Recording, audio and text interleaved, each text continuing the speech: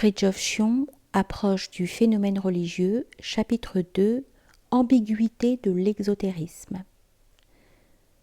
Les cathédrales comportent souvent, et peut-être même toujours, des irrégularités intentionnelles qui signifient que Dieu seul est parfait et capable de perfection, que les œuvres humaines, comme l'homme lui-même, sont nécessairement imparfaites. Et ceci s'applique à l'univers entier, donc à tout ce qui n'est pas Dieu. « Que m'appelles-tu bon ?» a dit le Christ. Il ne faut pas s'étonner par conséquent que ce principe englobe également le domaine du sacré. Nous venons de mentionner les cathédrales et avant tout les religions elles-mêmes. Aussi l'humilité autant que le sens de la réalité exige-t-il que nous ne nous scandalisons pas outre mesure des dissonances que nous pouvons rencontrer sur terre en climat céleste, que nous ne nous heurtions pas par exemple à tel excès providentiel, entre guillemets. Les ombres naturelles dans telle beauté terrestre ne nous empêchent pas de voir que c'est toujours de la beauté, de le voir avec gratitude et de pressentir que le reflet terrestre nous transmet un archétype sans faille. Étant donné que celui qui juge n'est pas exempt d'imperfection et qu'il doit en être conscient, de quel droit et avec quelle logique exigerait-il que les autres phénomènes cosmiques en soient exempts ? Dieu seul est bon. Le terme exotérisme désigne 3 ordres différents, à savoir, premièrement, un système de symboles et de moyens, deuxièmement, une voie, et troisièmement, une mentalité. La première catégorie englobe les dogmes, les rites, les prescriptions légales, morales et autres, et la liturgie au sens le plus vaste. La seconde englobe les pratiques religieuses générales, celles qui s'imposent à tous, et la troisième catégorie comporte le psychisme propre à tel climat religieux, donc toutes les manifestations de la sentimentalité et de l'imagination déterminées par telle religion, telle piété, telle convention sociale. En d'autres termes, il importe de distinguer dans l'exotérisme les aspects suivants. Le système formel qui offre des symboles et des moyens, la voie exotérique qui se fonde exclusivement sur ce système, la mentalité exotériste qui est formaliste, volontariste et individualiste et qui ajoute aux simples formes toutes sortes de sentimentalités limitatives. Ce sont là 3 significations tout à fait différentes du terme exotérisme. Selon la première, la loi religieuse est nécessaire et vénérable, et elle devient un élément constitutif de l'ésotérisme. Selon la seconde signification, la loi diffère de l'ésotérisme sans forcément exclure certains éléments de celui-ci. Selon la troisième signification, il y a antinomie entre l'extérieur et l'intérieur, ou entre la lettre et l'esprit.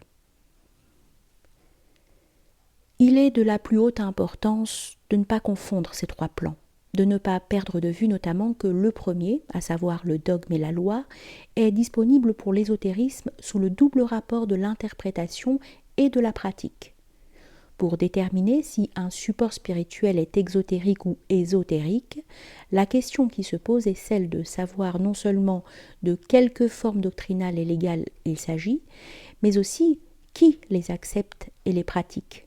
Et par conséquent, comment on les accepte et les pratique.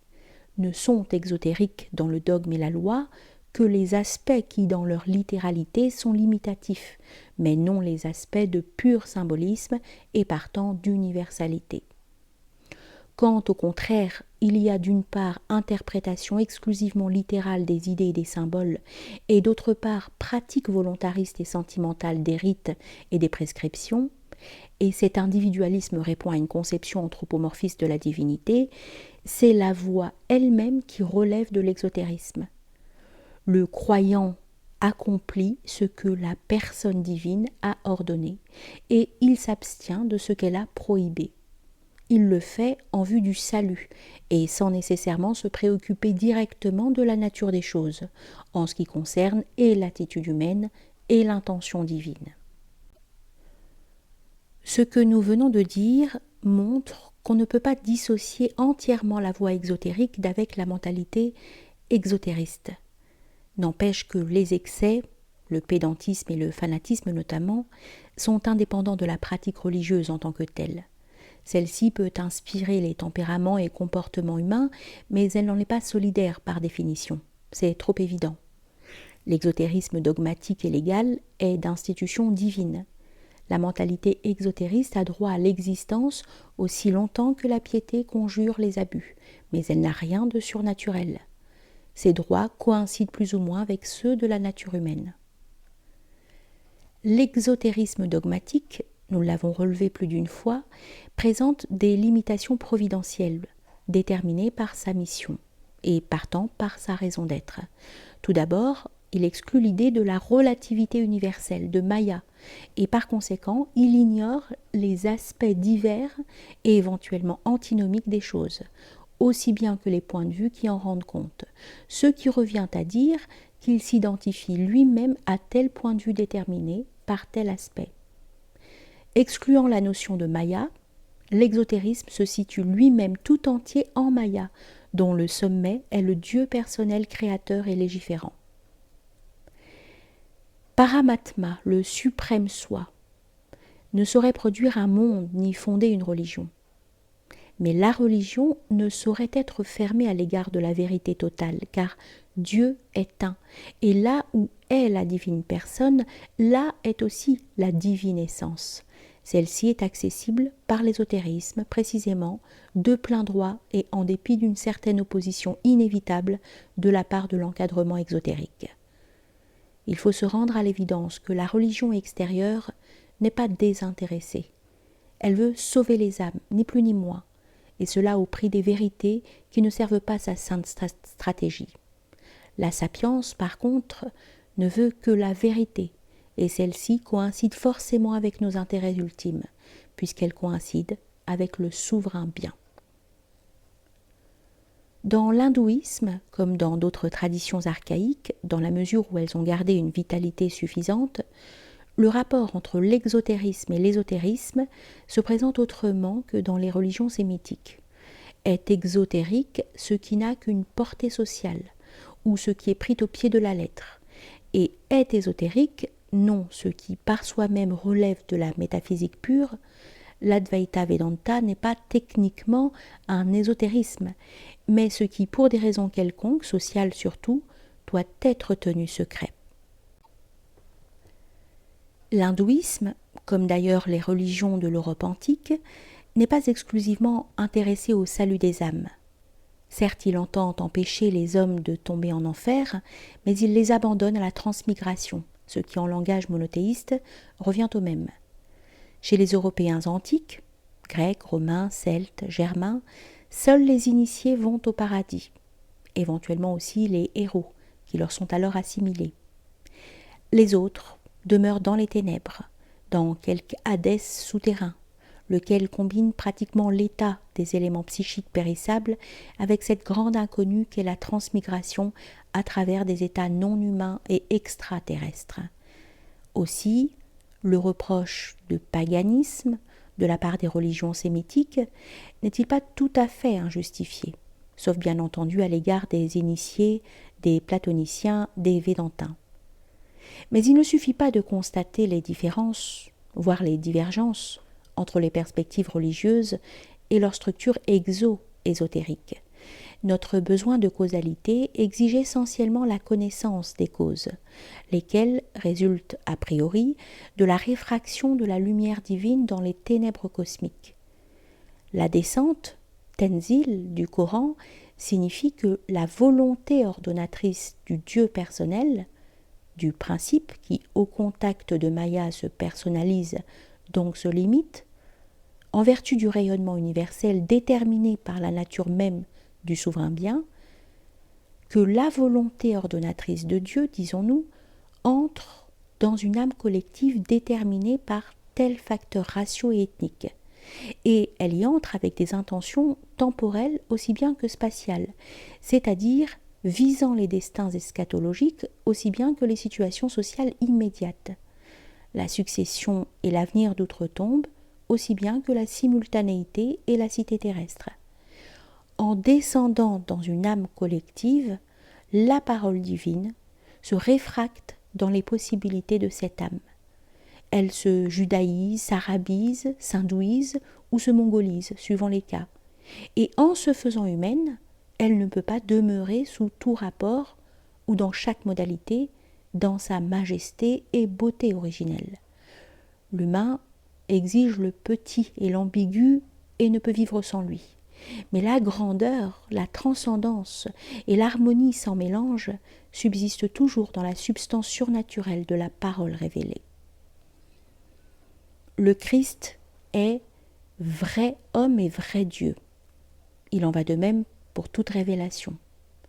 C'est ce qu'il ne faut jamais perdre de vue quand on rencontre des éléments à première vue par trop humains, au point de paraître invraisemblables, dans le flot varié des messages divins. Pour pouvoir comprendre, au moins moralement, certaines contradictions apparentes dans les Écritures, il faut se rappeler la situation principielle suivante. La divine toute possibilité est ontologiquement antérieure à la divine personnification. La première déverse dans la création ce qui est ontologiquement possible. C'est une manifestation d'infinitude, forcément contrastante et amorale, parce qu'incluant d'une certaine manière l'impossible en raison de l'illimitation de la possibilité même. Tandis que la seconde, qui reflète hypostatiquement la bonté essentielle de l'essence, coordonne le chaos des possibilités et désire, entre guillemets, le bien, d'où précisément ce phénomène mi-divin, mi-humain qu'est la révélation. L'ambiguïté de l'exotérisme est largement fonction de la complexité de l'ordre divin. Nous disons ordre divin pour indiquer que nous envisageons ici le principe, non en soi, mais sous le rapport de son extension dans la relativité universelle. Or, la doctrine, en quelque sorte minimale, que doit être l'exotérisme, quel que soit son mode d'accentuation, ne saurait rendre compte de cet ordre à la fois transcendant et relatif, sans laisser subsister des énigmes et des écueils, ou plutôt sans les créer. Un trait caractéristique des exotérismes monothéistes est la dogmatisation des spéculations théologiques. C'est le parti pris non seulement de vouloir mettre partout les points sur les i, mais aussi de le faire au niveau de la foi, donc de la contrainte dogmatique. C'est le rôle des conciles et des promulgations ex cathedra, alors qu'il suffirait dans bien des cas de laisser les énonciations scripturaires telles qu'elles sont, dans une sainte indétermination qui n'exclut aucun aspect de vérité et qui n'en cristallise aucun au détriment des autres. En effet, le mal est ici moins dans l'existence des spéculations et des précisions, car on ne peut empêcher les hommes de penser que dans leur fixation dogmatiste. On menace d'en faire non seulement ceux qui doutent de Dieu et de l'immortalité, mais aussi ceux qui osent douter d'une conclusion théologique exorbitante. Ce qui est d'autant moins plausible que de toute façon, on postule l'incompréhensibilité de Dieu et que l'on tient toujours en réserve cette fin de non-recevoir qu'est le mystère. Plus on précise ex cathedra, et plus on augmente les chances de scission et les risques de persécution. Ce qui ne serait pas le cas si l'on se contentait d'un niveau d'opinions admissibles ou probables à divers degrés.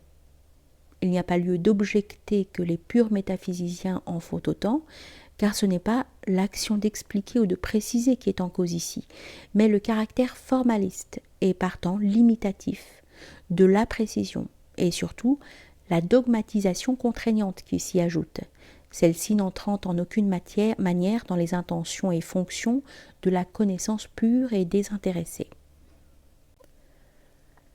L'exotérisme, vu sa mission, doit tenir compte des faiblesses des hommes, donc aussi, soit dit sans euphémisme, de la sottise des hommes. Qu'il le veuille ou non, il doit assumer lui-même quelque chose de cet art. T-A-R-E-S. Ou du moins, il doit leur réserver un certain espace, sous peine de ne pas pouvoir survivre en climat humain. Ainsi ne doit-on pas trop s'étonner, ni surtout se scandaliser du phénomène paradoxal de la pieuse bêtise.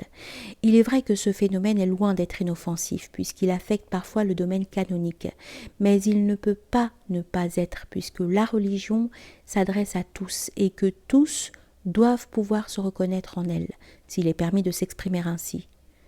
Un climat de croyance religieuse fait appel à l'émotivité, et celle-ci s'oppose évidemment à la parfaite objectivité, du moins quand elle outrepasse ses droits. Ce faisant, l'émotivité abusive nuit à la réflexion, nous dirons même à l'intelligence tout court, avec toutes les réserves qu'on voudra, tout en favorisant évidemment un sentimentalisme foncier qui s'étend du parti pris initial jusqu'aux préjugés anodins. Cependant, enlevez l'émotivité et vous tuez la religion. En outre, un cours d'eau pour pouvoir couler doit être limité de chaque côté. Et c'est ainsi que l'exotérisme, ou la forme religieuse, a besoin de limitation pour pouvoir être un facteur de vie. Qui trop embrasse, mal étreint, dit le proverbe. La mentalité exotériste est largement fonction d'associations d'idées que lui inspire l'imagerie religieuse. Par exemple, en islam, le soleil ne jouit pas d'un prestige sans mélange, et cela à cause du danger de concurrence avec Dieu, et à cause des cultes solaires qui ont existé dans le Proche-Orient, ce dont témoignent quelques symbolismes fort désobligeants pour l'astre solaire. Indépendamment de cette imagerie et avant elle, le Coran parle du soleil, de la lune et des étoiles comme d'esclaves auxquels Dieu a imposé un travail forcé, Sahara, au service des hommes. Puis il enjoint à ceux-ci de ne pas se prosterner devant les corps célestes. Aussi, croit-on utile, chaque fois que tu regardes le soleil ou la lune, de dire que Dieu est plus grand, Allahu Akbar. Des remarques analogues valent pour le feu, alors que pour les traditions indo-iraniennes ou simplement aryennes, le feu est sacré comme l'est le soleil, Agni et Surya étant des théophanies. Il assume dans le monothéisme des sémites un coloris maléfique à cause de son association avec l'enfer. Le christianisme, qui ne se fonde pas sur la jalousie de l'unité, n'a pas à l'égard du soleil de tels soucis, comme le prouve le Cantique du soleil de saint François d'Assise.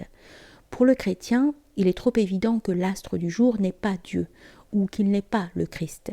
Aussi peut-il aimer le soleil en toute innocence et sans le moindre complexe de culpabilité. Une question qui peut se poser ici, en marge, est la suivante. Un occidental qui aurait de sérieuses raisons de vouloir suivre la voie des soufis, serait-il obligé d'adapter le sentiment musulman à l'égard de l'astre royal ? Nous avons choisi cet exemple parmi d'autres. C'est-à-dire, devrait-il se persuader d'avoir une réaction imaginative et sentimentale qu'il n'a pas et qu'il ne peut pas avoir ? Évidemment non. D'autant que le soufisme essentiel ne saurait l'exiger, car la mentalité confessionnelle est une chose, et la réalisation spirituelle en est une autre. Mais revenons aux Arabes.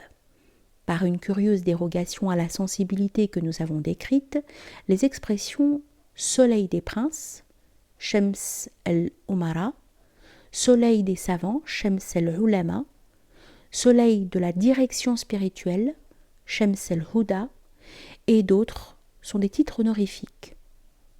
Soleil de la religion, Shamsuddin, est un nom d'homme, et pareil au soleil, Shamsi ou Shamsiya, et soleil du jour, Shams el-Nahar, sont des noms de femmes, ce qui évoque le sentiment unanime de l'homme primordial ou de l'homme en soi, donc aussi l'ésotérisme.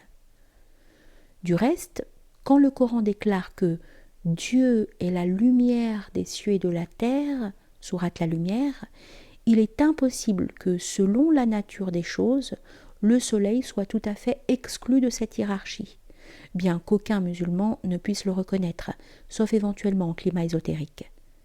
Au demeurant, toutes ces considérations sur l'astre solaire s'appliquent également, à un degré ou un autre, et d'une façon appropriée, à la lune et même aux étoiles. Pleine lune de la religion, Badr ad-Din, et étoile de la religion, Najm ad-Din, sont des noms masculins. pareil à la pleine lune, Badri ou Badriya, étoile, Najma, et autres images de ce genre sont des noms féminins. Dans le Coran, le soleil est décrit 3 fois comme une lampe, siraj, et ce mot est appliqué également au prophète, d'où son nom Siraj, lequel établit, nous a-t-on dit, une connexion scripturaire et liturgique entre Mohammed et le soleil, alayhi salatu salam. Cette réhabilitation de l'astre diurne et surtout sa glorification indirecte par des noms propres et autres métaphores semblent indiquer que la sensibilité des musulmans n'est pas trop affectée par le symbolisme péjoratif dont il s'agit, ni par l'ostracisme sacré des théologiens. Ce qu'on peut admettre avec certaines réserves, car on ne peut écarter tout à fait les pièces à conviction entre guillemets, c'est-à-dire certaines formulations classiques. Une remarque encore, pendant que nous en sommes à ce sujet. Dans l'imagerie musulmane, la pluie est la grande privilégiée, ce qui se comprend sans peine dans un pays désertique. Le Coran ne manque aucune occasion de la mentionner avec éloge, et le prophète, paix et bénédiction de Dieu sur lui, aimait à exposer sa tête à la pluie à cause de la bénédiction qu'elle transmet. Une question dont nous voudrions dire quelques mots ici, en passant et avant d'aller plus loin, est celle de l'intégration d'un élément étranger dans tel formalisme traditionnel. Ce problème nous situe entre le syncrétisme, qui est intrinsèquement hétérodoxe, et l'ésotérisme, qui dans certains cas peut accepter de telles coïncidences. C'est qu'en principe, l'ésotérisme est ouvert à toutes les formes, comme s'exprime Ibn Arabi en parlant de son cœur, mais en fait, de telles exceptions dépendent de certaines conditions, tant subjectives qu'objectives. Nous demanderons donc non seulement quelle chose a été faite, mais aussi par qui et pourquoi elle a été faite. Il est 2 principes qui peuvent se réaliser sporadiquement au sein de l'ésotérisme et à divers degrés, mais toujours d'une manière partielle et retenue. Le premier est qu'il n'y a au fond qu'une seule religion à diverses formes, parce que l'humanité est une et que l'esprit est un. Le second principe est que l'homme porte tout en lui-même, du moins potentiellement, en vertu de l'immanence de la vérité une. La seule explication plausible pour les outrances théologiques d'un Ash'ari, hormis le zèle religieux, est le principe de la vérité fonctionnelle, non informante, dont nous avons parlé plus haut. Est vrai, entre guillemets, non forcément ce qui rend adéquatement compte d'une réalité, mais ce qui sert tel intérêt psychologique en vue du salut, et à l'égard de telle mentalité. À ce point de vue-là, l'hérésie n'est pas l'erreur objective, elle est l'inopportunité subjective. Mieux vaut arriver au paradis avec un membre en moins que d'être jeté en enfer avec tous les membres. Ce principe purement moral et mystique dans l'intention du Christ devient intellectuel ou doctrinal sur le terrain de certaines spéculations théologiques. Si Ash'ari soutient que le feu ne brûle pas de par sa propre nature, qu'il ne brûle que parce que Dieu décide d'opérer le brûlement, c'est parce qu'il s'agit de persuader les fidèles que Dieu est sans associé, en dépit de l'évidence qu'il s'adjoint des anges et des prophètes. Et si cette même doctrine va jusqu'à affirmer que le mal vient de Dieu sans quoi il n'arriverait pas, ou que Dieu peut imposer des obligations que l'homme est incapable d'accomplir, ou que Dieu peut faire souffrir, voire punir une créature sans motif et sans compensation, ou que, n'étant obligé à rien, il peut faire avec les hommes ce qu'il veut, entre guillemets, et que par conséquent ce ne serait pas injuste, de sa part, de mettre les bons en enfer et les mauvais au paradis. Si la doctrine ash'arite soutient de telles énormités, c'est au fond pour faire une guerre préventive à telle prédisposition vicieuse de l'homme, à tort ou à raison, et dans le contexte de telles mentalités, sans doute héroïques, mais enclines à l'insouciance et à l'insoumission. On peut être d'avis différents quant à la légitimité ou à l'efficacité de tels stratagèmes, mais ce qui nous importe ici, ce n'est pas leur qualité, c'est leur intention. Donc le principe de la vérité fonctionnelle, indirecte et conditionnelle, non directe, informante et catégorique, le laisser-faire du Saint-Esprit en matière théologique, si l'on peut s'exprimer ainsi, s'explique somme toute par la nécessité de compter avec les faibles capacités de la majorité et par conséquent de renoncer dans une mesure plus ou moins large à l'élément intellectuel, d'accentuer d'autant plus l'élément moral et émotionnel et l'intérêt eschatologique. Mohammed, paix et bénédiction de Dieu sur lui, savait ce qu'il disait en affirmant que la divergence, irtilef, des savants de la loi, sont une miséricorde. Les différences d'opinion sont d'autant plus utiles qu'il est impossible de satisfaire les besoins du peuple croyant en présentant une doctrine métaphysique homogène. Outre qu'il est vrai même au sein d'une religion qu'il faut de tout pour faire un monde.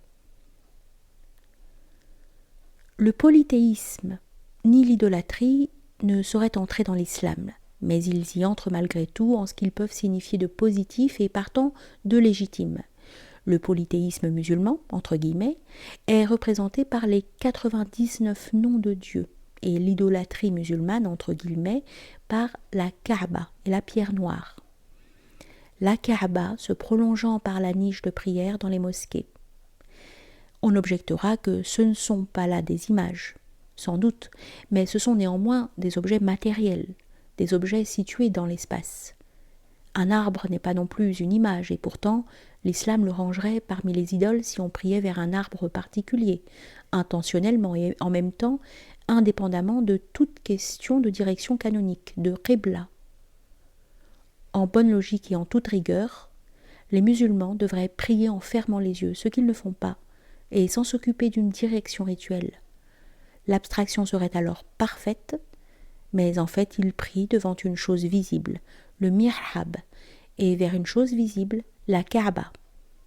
Le purisme d'une religion, on le voit, est forcément relatif quand il s'agit de choses qui en soi sont justifiées et qui en plus sont opportunes.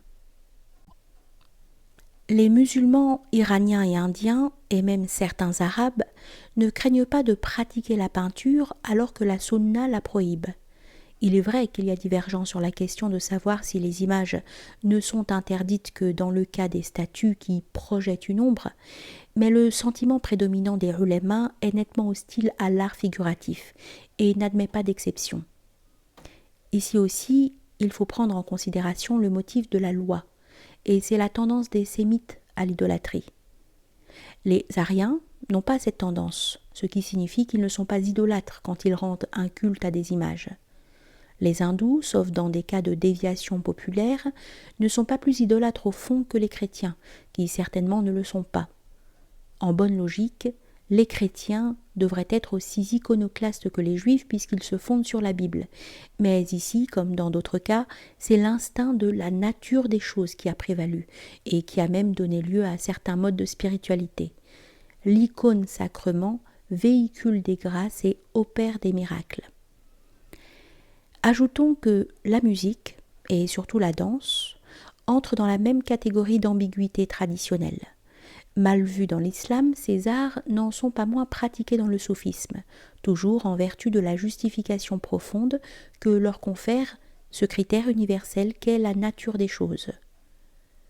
Inopportunité n'est pas erreur ni mauvaiseté, et il peut toujours y avoir des cas où l'opportunité change de camp, non seulement parce que les hommes sont divers, mais aussi, et avant tout, parce que l'homme est un. Un exemple de formalisme excessif et de conventionnalisme proprement superstitieux nous est offert par certains vêtements de la femme musulmane. Il y a en Inde islamique des voilements qui ont quelque chose de proprement sinistre. On dirait des prisons ambulantes ou des spectres, ce qui est pour le moins contre nature, et ce qui prouve à quel point l'esprit exotériste peut être pédant, aveugle et recroquevillé.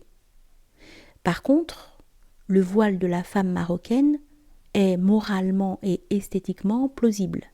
C'est pour ainsi dire un point de vue comme un autre. La femme berbère du Maghreb ne porte pas le voile, il convient de le rappeler ici, Et de même pour bien des musulmanes de race noire et jaune, sans parler d'autres exemples difficiles à cataloguer, ce qui montre que cette coutume vestimentaire n'a rien d'essentiel au point de vue de la loi.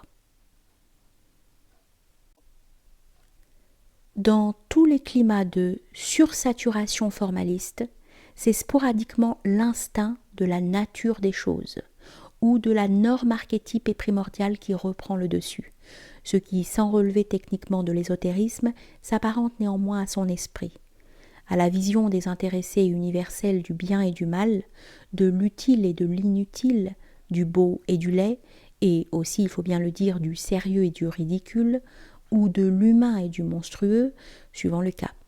Et c'est normalement une des fonctions de l'ésotérisme, non de jouer au moufti ou au pandit, mais de ramener dans la mesure du possible les formes visibles, aussi bien que les comportements moraux, à la sérénité d'un paradis perdu, mais toujours accessible au fond de nos cœurs. Au point de vue de la vérité pure ou totale, l'inconvénient inévitable des religions sémitiques ou monothéistes est de réduire l'homme à un aspect privatif ou négatif de l'homme moyen, à un côté minimal si l'on veut. Le christianisme définit l'homme comme le pécheur, qui doit faire pénitence, tandis que l'islam le définit comme l'esclave, qui n'a qu'à obéir, et dont l'intelligence n'est là que pour enregistrer des ordres. Ce n'est pas toute la religion, certes, et ce n'est pas injustifié sur un certain plan ou dans un certain but, mais c'est en tout cas assez pour créer des malentendus et des malaises sur un plan supérieur, et surtout pour ouvrir la porte aux abus du sentimentalisme. Au reste, s'il est dans la possibilité humaine de présenter les idées les plus sottes de la façon la plus intelligente, c'est le cas des philosophes modernes, l'inverse doit être possible aussi, à savoir que l'on présente les idées les plus intelligentes de la façon la plus sotte, comme cela arrive précisément au sein des religions. Quant à la question générale de l'équilibre entre la foi et l'intellection, ou entre leurs droits respectifs, elle est juridiquement insoluble, car elle dépend d'impondérables personnels. Le déséquilibre entre les deux points de vue ou domaines est par conséquent une sorte de calamité naturelle, mais l'homme est ce qu'il est. Et pourtant, il y a par la force des choses des moyens de réglementer cet équilibre en tenant compte des facteurs d'harmonie dans le monde et dans notre esprit. Nous pensons ici à la complémentarité entre le sens du vrai et le sens du beau, le sens de l'évident et le sens du sacré. Or, la seconde capacité intuitive contribue à réglementer les exigences de la première.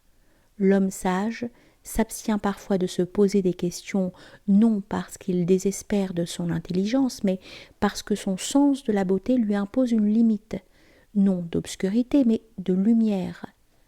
Il n'y a du reste pas de science sacrée sans quelque mode de sainte ignorance. Sinon, l'absolu entrerait taille cale dans le relatif et l'infini dans le fini. L'être nécessaire ferait éclater la contingence, et il n'y aurait plus ni relativité, ni par conséquent existence et sagesse existante. Qui dit manifestation, dit limitation. Quand deux religions doivent se côtoyer, comme dans l'Inde ou comme en Palestine au temps des croisades, il se produit deux choses. D'une part, un raidissement du côté de la religion formelle, et d'autre part, un assouplissement et une certaine interpénétration du côté de la spiritualité. Il est vrai que les religions se côtoient partout, mais nous avons maintenant en vue des cas où l'antagonisme est virulent et non émoussé par l'habitude et l'indifférence. Une vérité cruciale qui se dégage de ces côtoiements et de ces réciprocités est la suivante. Dès lors que l'homme a saisi la validité d'une religion autre que la sienne, et cette compréhension est fonction de l'expérience concrète autant que de l'intuition intellectuelle, Dieu ne peut pas ne pas tenir compte de l'élargissement de la perspective spirituelle de cet homme, ni de la conscience qu'aura cet homme de la relativité des formes en tant que telles. Dieu n'aura donc absolument pas les mêmes exigences qu'il a vis-à-vis des croyants totalement enfermés dans le système formel de leur religion, mais il aura en même temps de nouvelles exigences. La connaissance n'est pas un cadeau qui n'engage à rien, car toute science a son prix. Le moins du côté de la religion formelle doit être compensé par un plus du côté de la religion informelle, laquelle coïncide avec la Sophia Perennis. L'ésotérisme, avec ses 3 dimensions de discernement métaphysique, de concentration mystique et de conformité morale, comporte en dernière analyse les seules choses que le ciel exige d'une façon absolue, toutes les autres exigences étant relatives et partant plus ou moins conditionnelles. La preuve en est qu'un homme qui n'aurait plus que quelques instants à vivre ne pourrait plus faire autre chose que, premièrement, de regarder vers Dieu avec l'intelligence. Deuxièmement, d'appeler Dieu avec la volonté. Troisièmement, d'aimer Dieu avec toute l'âme et de réaliser en l'aimant toute vertu possible. On pourrait s'étonner de cette coïncidence entre ce qui est le plus élémentairement humain et ce qui appartient quintessentiellement à la plus haute sagesse, mais ce qui est le plus simple retrace précisément ce qui est le plus élevé. Les extrêmes se touchent.